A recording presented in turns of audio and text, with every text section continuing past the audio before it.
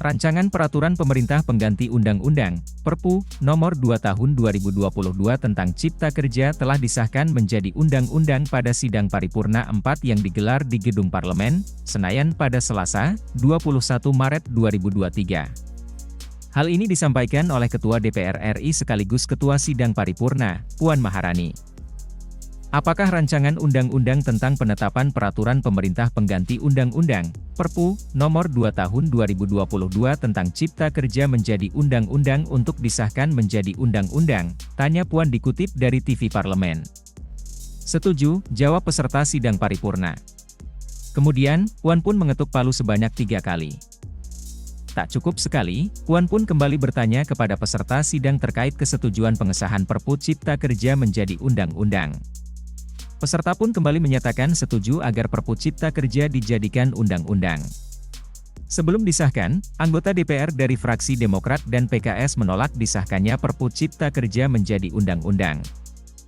Sebelumnya penerbitan Perpu Cipta Kerja diumumkan oleh Menteri Koordinator Perekonomian, Menko Perekonomian, Airlangga Hartarto dan Menteri Koordinator Politik, Hukum, dan Keamanan, Menko Polhukam, Mahfud MD di Istana Kepresidenan pada 30 Desember 2022 lalu.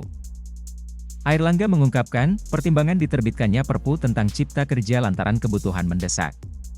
Ketua Umum Golkar itu menjelaskan kebutuhan mendesak yang dimaksud yaitu terkait ekonomi global, inflasi, resesi, hingga konflik antara Rusia-Ukraina.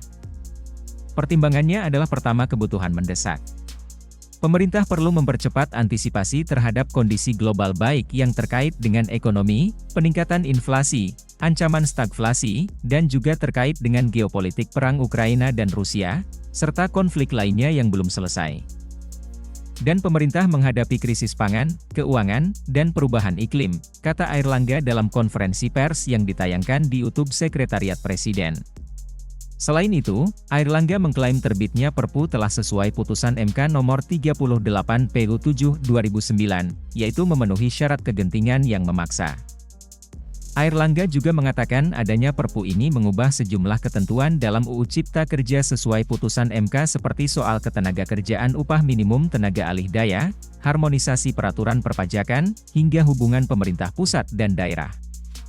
Pada kesempatan yang sama, Menteri Koordinator Politik, Hukum, dan Keamanan, Menko Polhukam, Mahfud MD, mengungkapkan terbitnya Perpu menggugurkan status inkonstitusional bersyarat UU Cipta Kerja yang diputuskan oleh MK.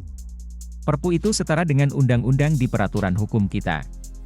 Kalau ada alasan mendesak, bisa, ujarnya.